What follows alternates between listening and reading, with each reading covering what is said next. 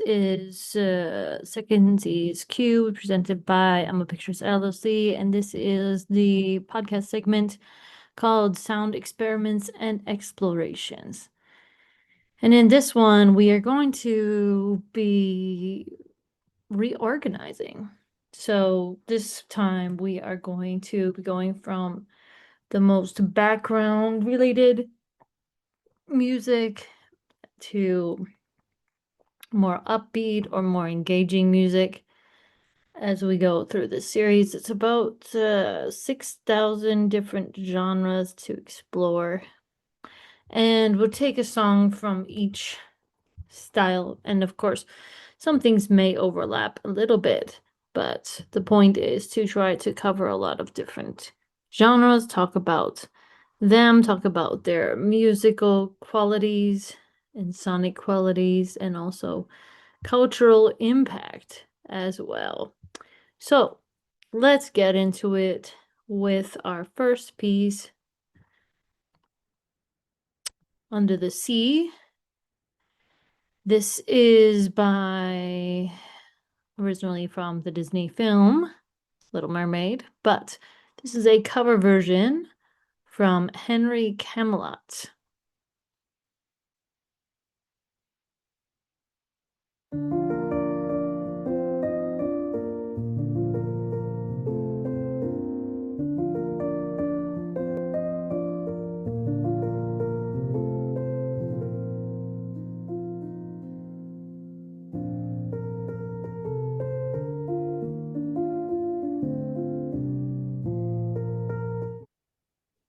All right.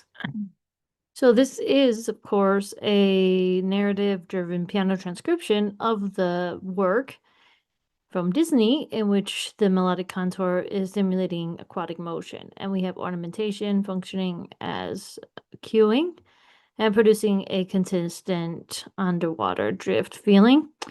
And this translates the cinematic animated scene into a piano system where accessibility is the mechanism.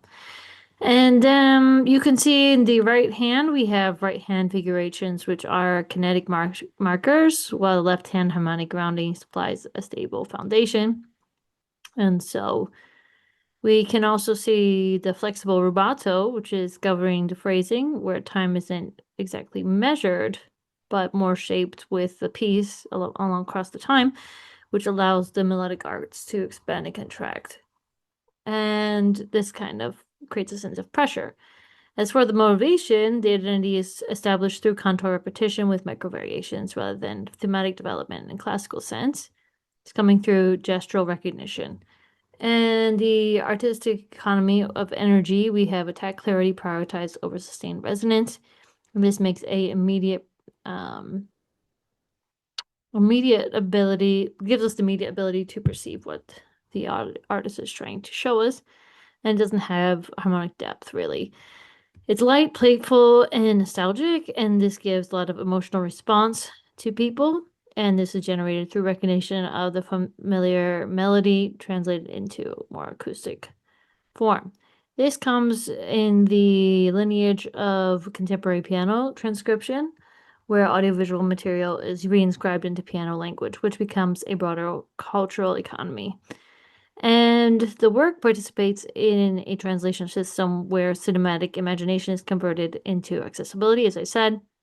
So what is gained is immediacy and emotional legibility, but you lose the multi-sensory narrative. And the piano is functionalizing as the universalizing medium, and it positions the piece within the wider culture and condenses it. And you can attend to how listening posture is stimulated through repetition more than harmony, and how recognizability substitutes for thematic movement. And there we go. So the next one that we want to share is a piece called Ardaigh by Chloe Doyle in the background piano genre.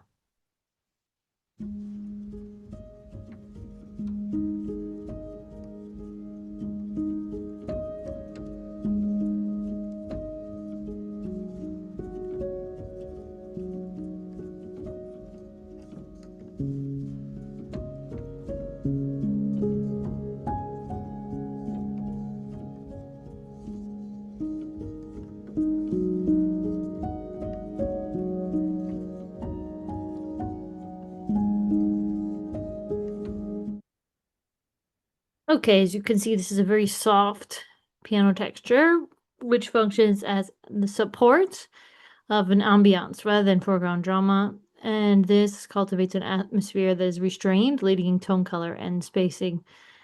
Letting tone color and spacing carry that burden here. And the point is to establish a listening environment in which piano becomes architectural. So it shapes the mood, but does not demand attention directly. And of course, the right hand has a simple, gentle melodic fragment or shimmer, and the left hand is the anchor with minimal harmonic weight. Time unfolds in a more relaxed, near static manner, and the phrasing is open and unhurried, which allows the listener to inhabit suspension rather than progression, and small figures do recur with subtle variations, which create coherence through recurrence rather than development. And attack is often more softened with resonance more prioritized here, and the result is low pressure sound world. And it's pretty much calm and persistent. The effect is quiet, reflective, and emotional, though it's easy and more introspective. This is within the world of contemporary ambient piano practice, where functional listening and aesthetic refinement kind of go together, and they are part of a broader repertoire. It's part of a broader repertoire of music for focus, repose, or contemplation, and it converts the piano into a social technology or atmosphere. So it shapes tempo, attention, and mood without asserting itself directly. And you can listen to the climax more than the continuity of the piece. And the real question here is how the piece sustains presence while withholding dramatic consistence. The next work we want to look at is Pranamamyaham, Ragam, with Gowlai, Thalam, Ardaigh, Mambalam, MKS Siva, and the format is Nadaswarm music.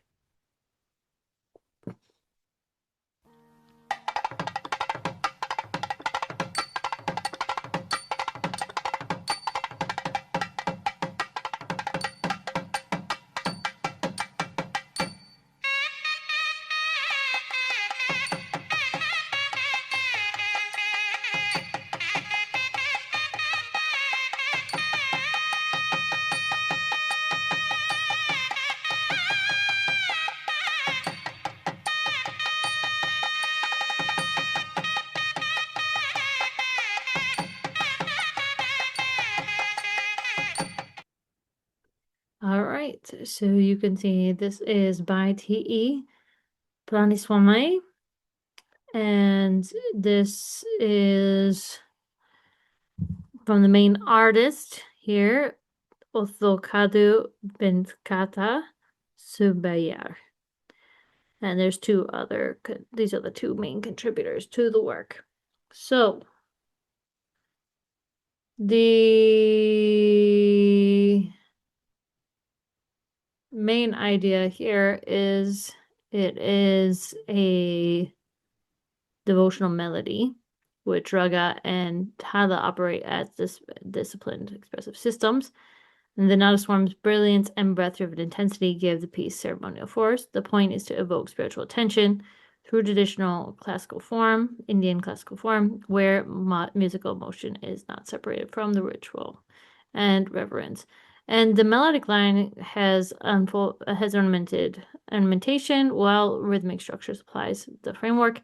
Breath, pitch, inflection, and gamaka are the principal carriers of meaning. Time is cyclic, and the composition moves within the Tala government recurrence, allowing tension and release through patterned return.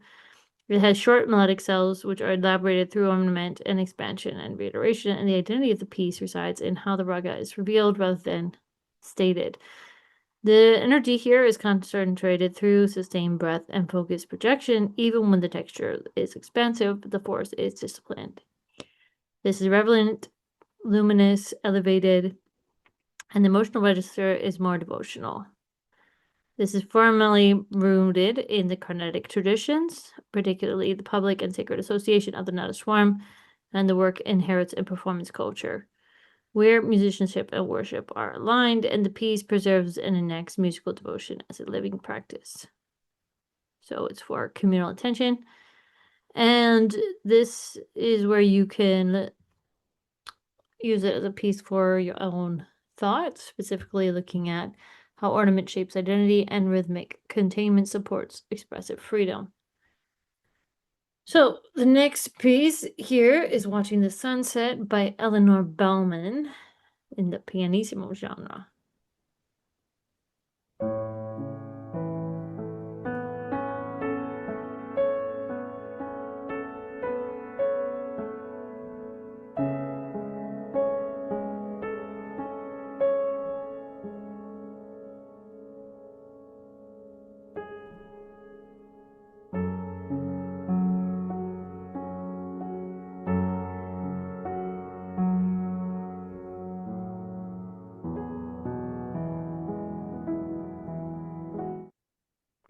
All right, you get the idea of this piece too. It's more of a hushed piano meditation, which is shaped by fading light and withdrawal gradually. And this is a kind of a homage to the sunset. And this point is to translate the experience of sunset into sound. Slow disappearance softens edges, and the conversion of brightness into nostalgia, memory, whatever you want. Sparse melodic material is supported by the harmony, and the pianissimo dynamic is not incidental. And fragility is a design principle here. So the piece unfolds through the spacious phrasing where time feels extended. So fragments, of course, return with diminished force, suggesting recollection. And the music builds meaning through recurrence under conditions of fading light. Everything is economized toward delicacy. The work privileges trace over imprint, and it's contemplative, tender, and melancholic.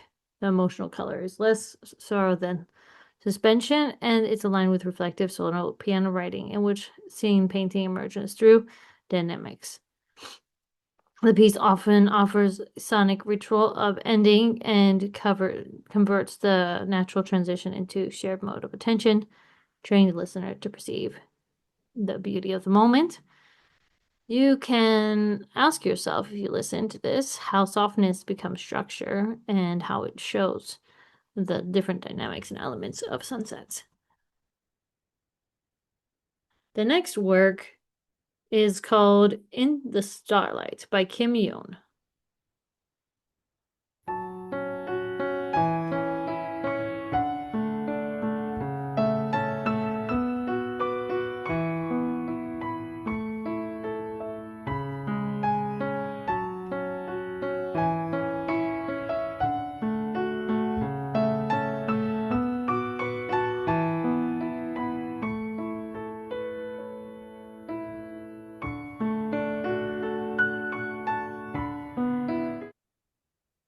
All right, you get an idea. But this is from the Korean instrumental genre. This is an instrumental night piece that frames listening as celestial drift. It's open, distant, and elevated.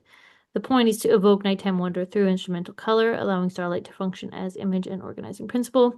Melody, and accompaniment are balanced. And the instrumental staging emphasizes contour, resonance, and spacious sonority.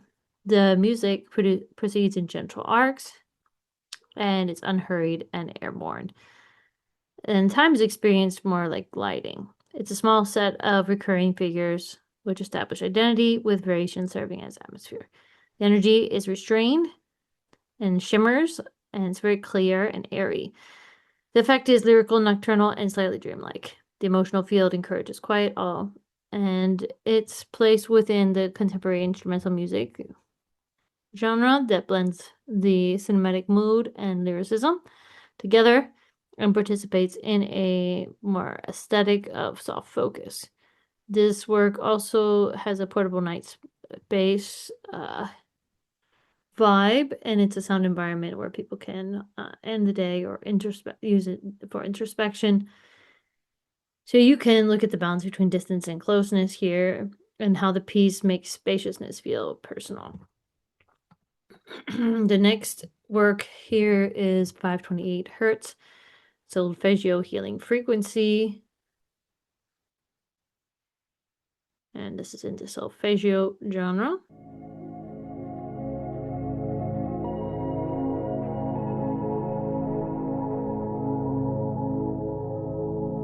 Oh, by the way, the author is Solfeggio Source. Solfeggio Source is the author with Miracle Solfeggio Healing Frequencies as the second author.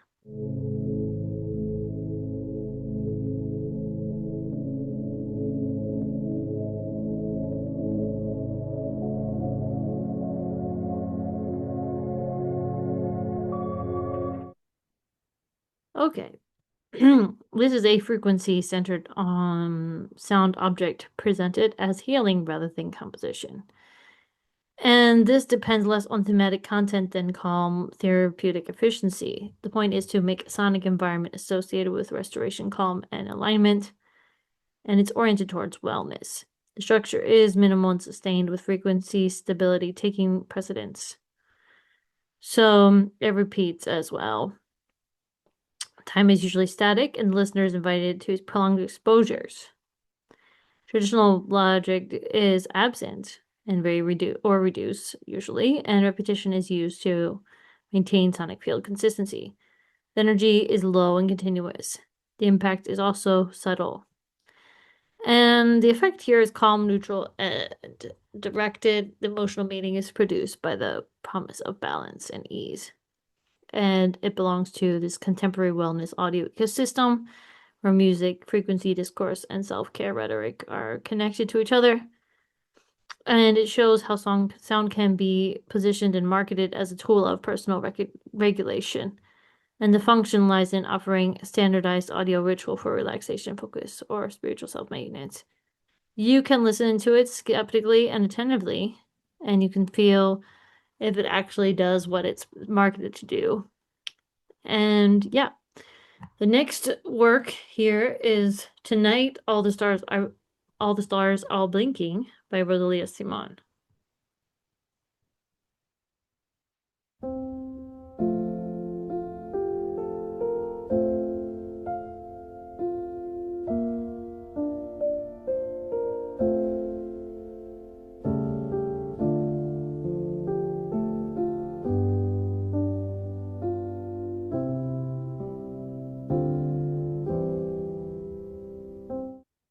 Okay, this is in the instrumental lullaby genre.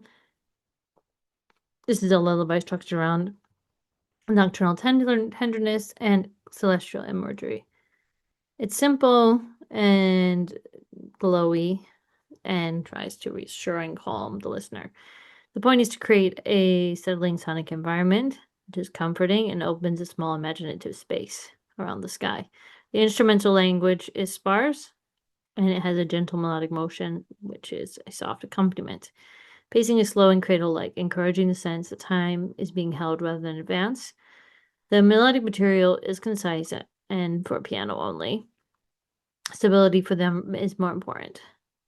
And the piece conserves energy through restraint. Its power comes from how little it asks from the listener. It's tender, protective, and sleep adjacent. The emotional range is intimate, with a gently consoling cue. It's situated within the lullaby tradition and contemporary instrumental miniatures that draw on childlike simplicity without becoming burdensome. And the work participates in the domestic ritual of calming the body and mind and translate cosmic imagery into emotional shelter. And the point is to attend to the music's work as care. The question becomes how soft gentleness becomes a form of structure. The next piece is well known to a lot of people. This is Granada by Isaac Albéniz and David Russell in the guitarra clásica genre.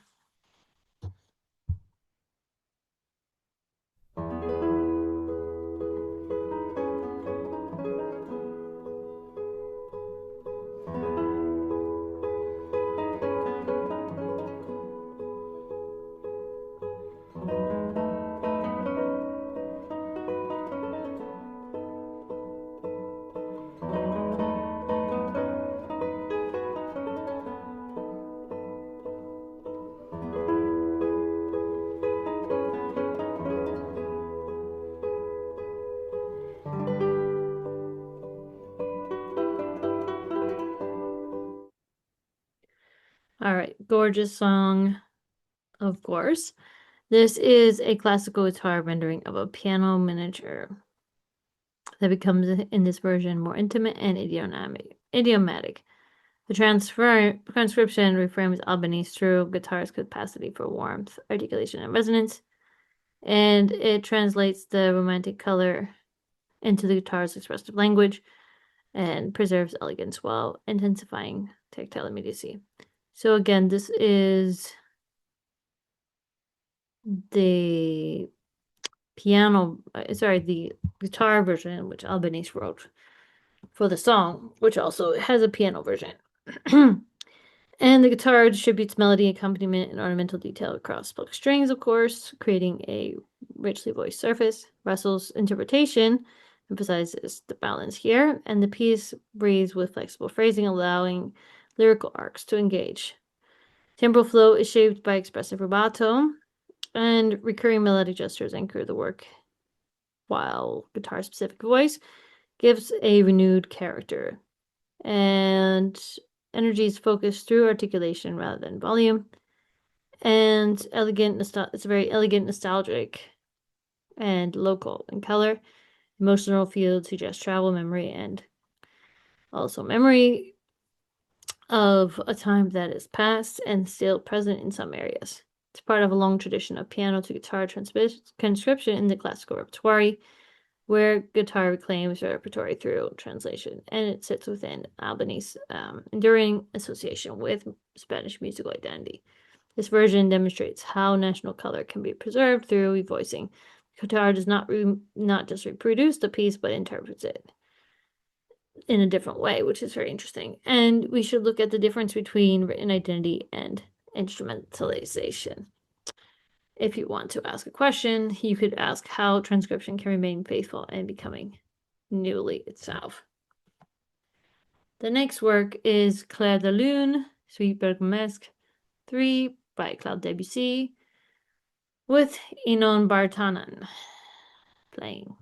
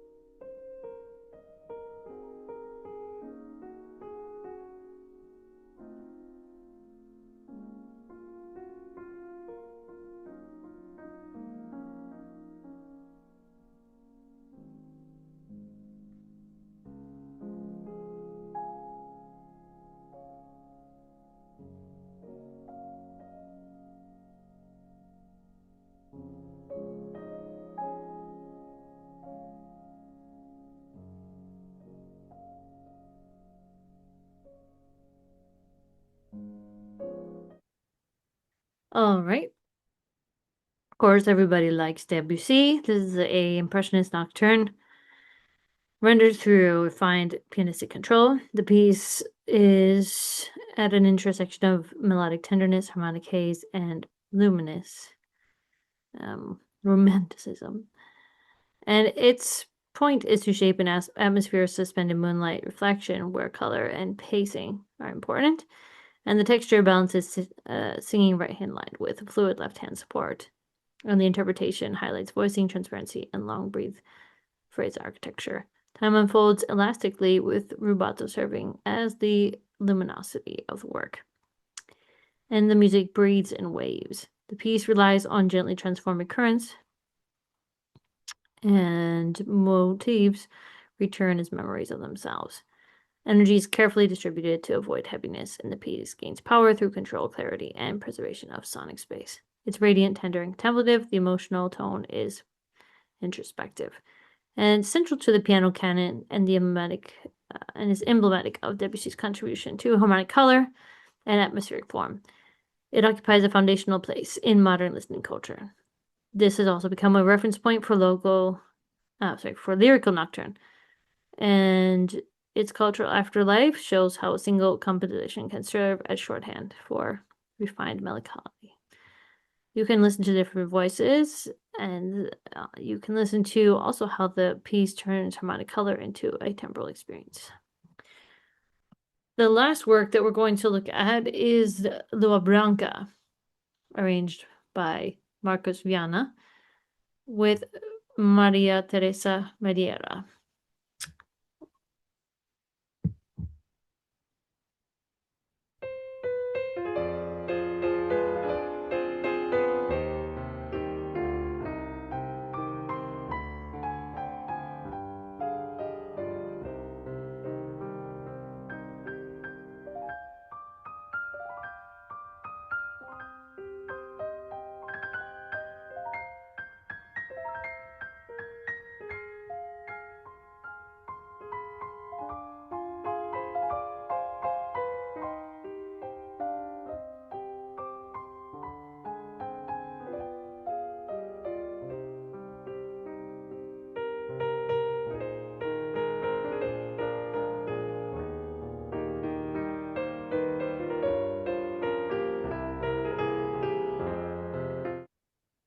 All right, you get the idea here.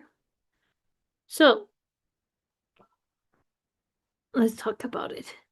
This is, of course, a Brazilian classical piano setting that transforms popular song-based material into lyrical concert texture.